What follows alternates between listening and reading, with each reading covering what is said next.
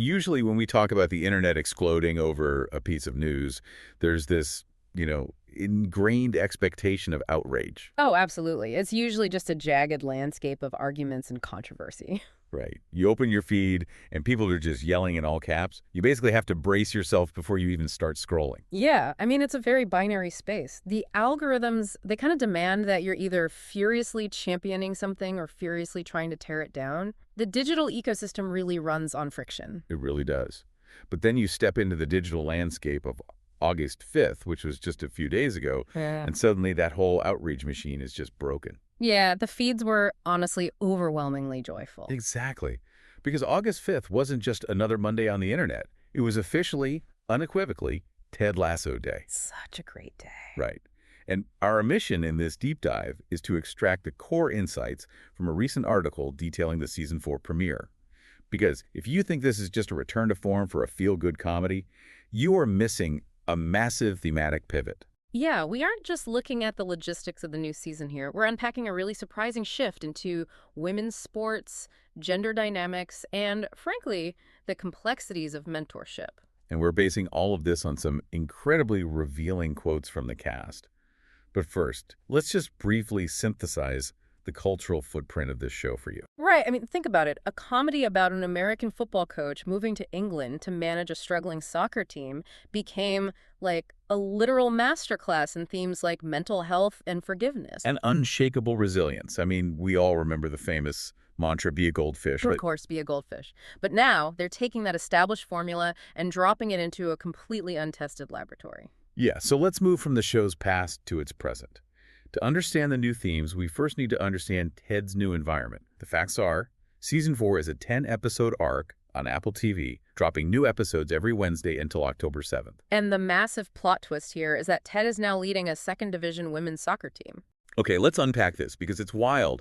It's like taking a master chef who has spent years and years perfecting savory steakhouses. Right, someone totally in his element. Exactly. And suddenly dropping them into a delicate pastry bakery. Oh, wow, yeah.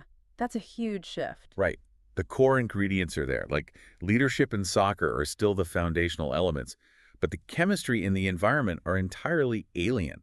You can't just aggressively grill a croissant. No, you definitely can't. And the source material really anchors this, noting how Ted's, his unconventional yet effective methods are set to leave a mark on this specific league. It sets up such a fascinating laboratory. Like, does his trademark positivity actually work universally? Exactly. Or does the whole equation change when the locker room dynamics shift? Yeah. And placing him in a women's league isn't just some quirky plot device to keep things fresh. It serves a much larger cultural purpose. Which leads us directly into Hannah Waddingham's recent USA Today interview. And what's fascinating here is how she frames it. She stated that a focus on women's sports is just, it's overdue. And that stadiums literally need to be filled. Yeah, she was very direct about the physical and economic reality of it all. Exactly.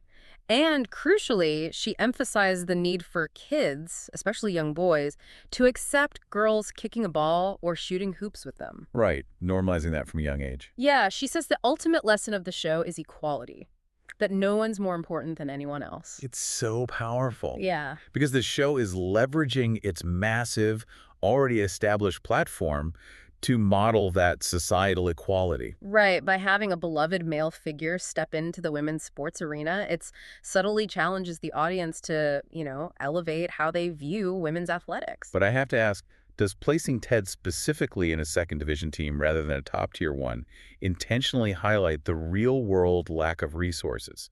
Like compared to the men's teams we saw in previous seasons with the private jets and pristine facilities? Yeah, that's a really sharp observation. It definitely shines a spotlight on the struggles in women's sports.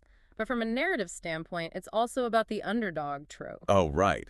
Because if he walked into a fully funded champion team, there's no conflict. Precisely. To get to those filled stadiums Waddingham talks about, you have to start at a disadvantage. If he walks in and everything is perfect, the dramatic tension just evaporates. That makes total sense.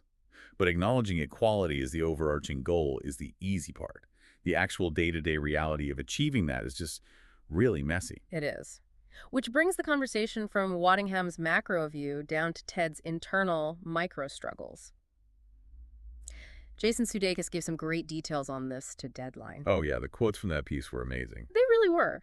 He told them that Ted has a, quote, complicated relationship with women, and he's completely unpracticed in mentoring them. Which is such a vulnerable admission for a lead character known for his leadership. Yeah, he actually compared it to being a new father to a young girl, just not knowing what is appropriate or allowed. He noted that because he was a boy and never a girl, he is guessing a lot of times. I love that quote. And didn't he add something about girls making you wonder? Yes. He added that girls are very good at making you wonder why you're guessing. Ultimately, Ted is a guy who lives in the questions, and he's finding answers in unexpected places. Here's where it gets really interesting.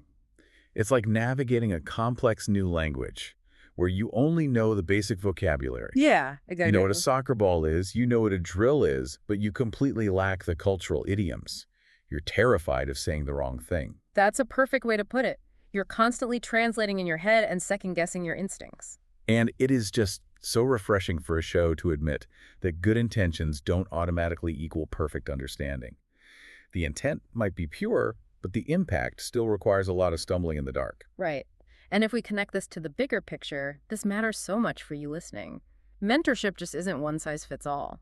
It really isn't. You can't just rely on muscle memory from past successes. Exactly. Sudeikis' quote about living in the questions is such a profound takeaway for anyone trying to lead or connect with people whose life experiences are fundamentally different from their own. Because dealing with heavy themes like gender dynamics and unfamiliar mentorship is exactly why the show wraps everything in such an accessible, warm package. Yeah, which leads perfectly into how fans are engaging with the release right now.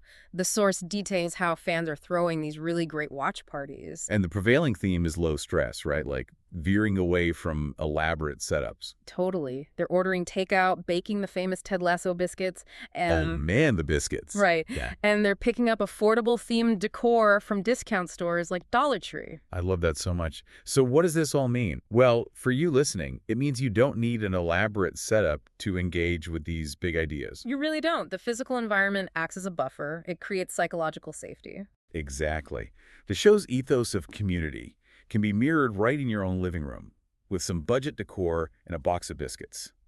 It democratizes the whole experience of learning. It really fosters communal processing. You're digesting challenging themes on a couch with friends. So let's do a rapid-fire recap to bring it all home. Ted is back. He's navigating the completely uncharted waters of women's soccer. Yep, and the 10-episode season, which runs through October 7th, is really poised to teach us about equality. And the discomfort of cross-cultural mentorship. And, of course, living in the questions. Which is such a massive takeaway. And as we wrap up this deep dive, our expert here has a final provocative thought to leave you with, something to mull over. Yeah, so the source material highlights how Ted is stepping into a space where his past experiences as a boy and a man don't fully equip him with the answers. Right, he's starting from scratch in a lot of ways. Exactly. So think about your own life. If you were placed in a mentorship or leadership role tomorrow, where none of your previous life experiences cleanly applied, Where your hardened expertise was suddenly moot. yeah, how willing would you be to abandon it? Could you let go of the desperate need to be the authority in the room, tolerate the discomfort of guessing, and truly just live in the questions?